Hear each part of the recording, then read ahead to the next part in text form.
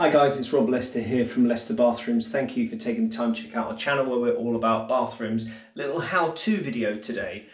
We get asked quite a lot by customers, their drain in their shower tray is quite slow to take away. And by that I mean drain in the corner, whether you call it a shower trap, shower tray waste or a drain, they're pretty much all the same things.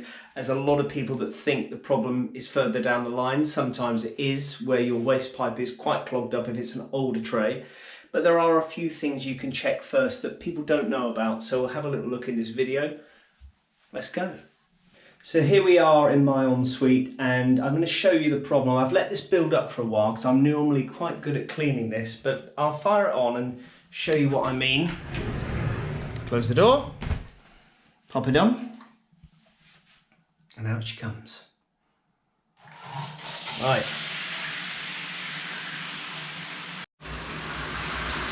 So as you can see, water's building up around the gully area and not draining away very well.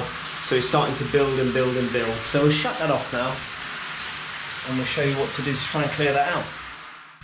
Right, first thing we want to do is take the cap off here. So this is pretty much standard of a shower tray waste. This is a 90mm fast flow waste, which is a wider diameter than normal, and it's supposed to take away quite well. You'll have the top section here that will seal, got a little rubber seal in there, and this is your trap. That fills with water.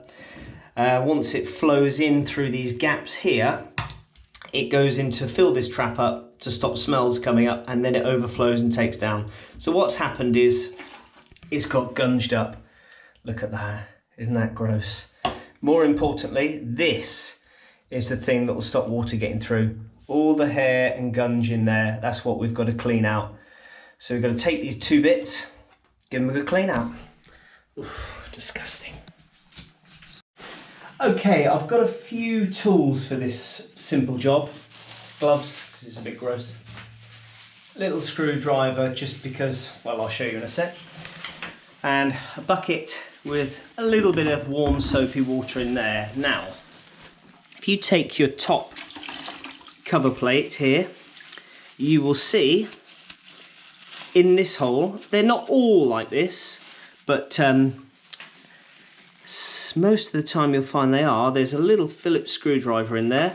We want to go ahead and remove that and take that out completely. So that will give us access to the whole plate so we can go and get it all cleared out. So we'll unscrew that and then that will just remove like so. Keep hold of the screw and put that aside for later. And then we can go ahead and remove all this nonsense from there. And I would recommend getting a little toothbrush in here, a really old toothbrush. Don't use your wife's. That really wouldn't be a good idea. And yeah, here we go. Please don't use your wife's toothbrush. Give all that a good clean and give it all a good wash. Get all this matted hair out of here and gross sort of crap. Because that is what's stopping our water going away. Same with the trap. Give it all a good clear out. Give it a wash out. And then once it's all nice and clean, I'll show you how to put it back together. Okay guys, I've cleaned all that out. That is looking fantastic and like new. Look at that. What a difference. That's the trap. That's the sealed section. So I'll go ahead and put that screw back in there now. That's all the gunge in there. So it's amazing how much stuff comes out. I tend to just try and feed that screw through that hole first because it's quite awkward. Something like that, try and get it through there first. Get your screwdriver lined up with the head and then go ahead and screw that back into there like so. Give it a little pinch up.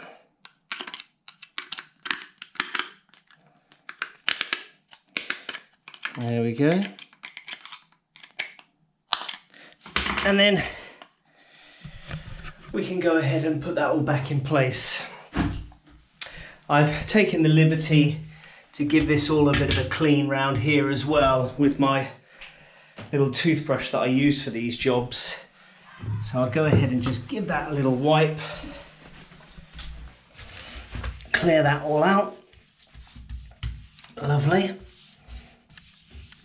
And obviously for the purposes of this video, I've let this build up for some time, but I normally do this probably about once every 2 months, something like that. Get it out, clear it out, get the toothbrush in there, brush it all up, because it just helps improve the longevity of your shower and it keeps everything fresh and clean. There's a lot of people that don't even know that you can remove these traps and especially get into the innards of it. So it's a really good thing to take it all apart and give it a good clear out, because it just keeps everything a lot healthier.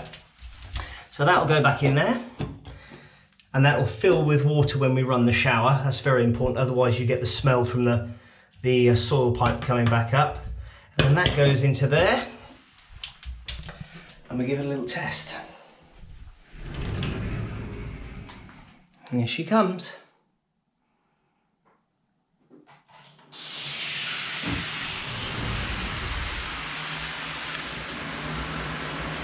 And if you just do that very regularly, you'll be surprised the difference that it makes, just to keep everything flowing away nicely, because it doesn't take much.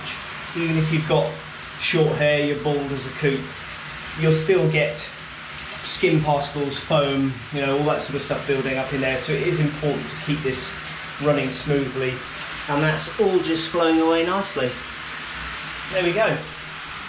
Right guys, shut that off. Lovely little bit of aqua leisure there. Love that. I hope that's been helpful, guys. It's something I do as a bit of maintenance, shower maintenance, once every couple of months, along with other bits and bobs that I do that I'll probably do some videos of. Resealing the shower area is something I do probably once every couple of years, just to take that out and just put some new sealant in there. So I hope it's been helpful. Let me know if it's helped you, and we'll catch you in the next video. Cheers, thank you.